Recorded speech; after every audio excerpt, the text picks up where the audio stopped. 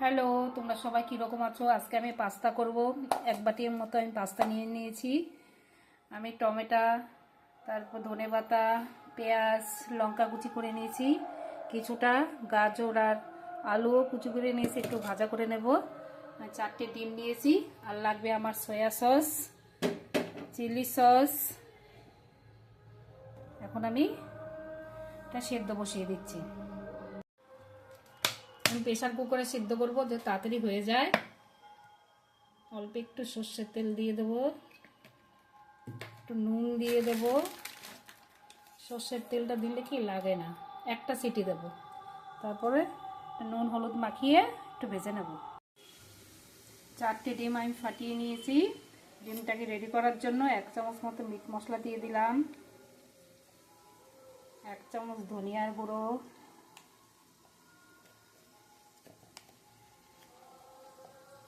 1 চামচ ভাজা মশলার গুঁড়ো, কিছুটা নুনও দিয়ে দিলাম। এবার ডিমটাকে ফাটিয়ে নেব।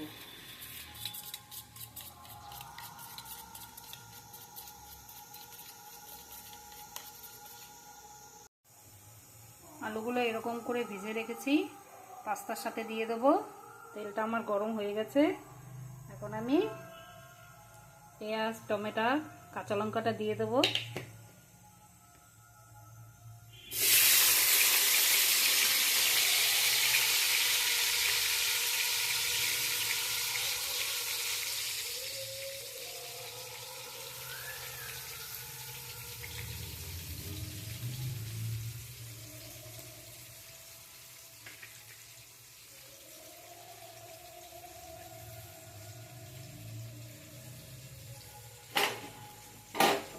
এগুলো ভাজা ভাজা হয়ে গেলে আমি ডিমটা রেডি করে রেখেছি, সেই ডিমটা আমি দিয়ে দেবো।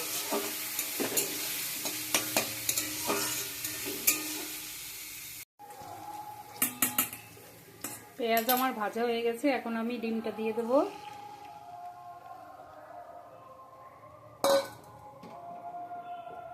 ডিমটা ভাজা ভাজা হয়ে গেলে পাস্তাটা আমি ঢেলে দেবো। ও একটা সিটিতেই পাস্তাটা কি সুন্দর সেদ্ধ হয়ে গেছে। একটা সিটি দিয়ে আমি কিছুক্ষণ রেখে দিয়েছি, তারপর ঠান্ডা জল দিয়ে ধুয়ে নিয়েছি।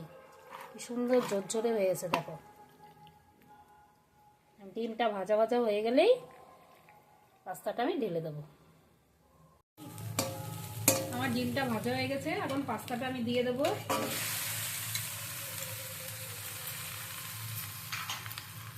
আলু আর গাজর ভাজাটাও আমি দিয়ে দিলাম। ধনেপাতা কুচি দিয়ে দিলাম। দুটো ম্যাগি মশলা দিয়ে দেবো। একটু সয়া সস দিয়ে দেবো।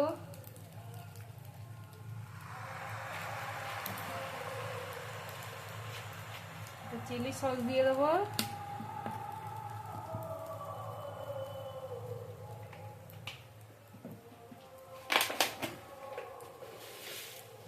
সামান্য একটু চিনি দিয়ে দেবো।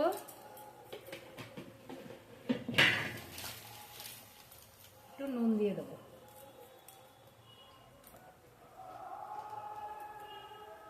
কালারের জন্য একটু হলুদ দিয়ে দেবো।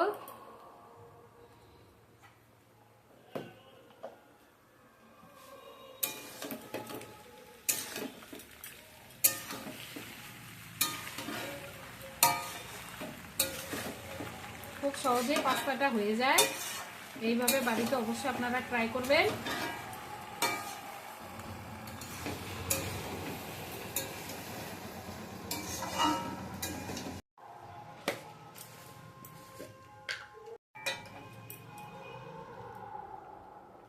ভাজা মশলা দিয়ে দিলাম।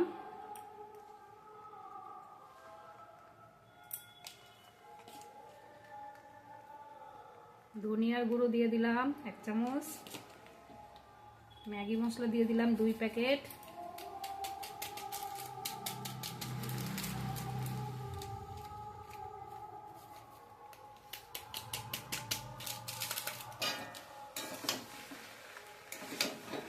এবার আমার পাস্তাটা কমপ্লিট।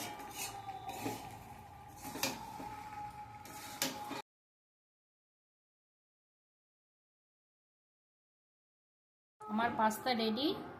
একটু স্যালাড ছড়িয়ে আর সসটা দিয়ে রেডি করে নিলাম। এখন খাওয়ার পালা।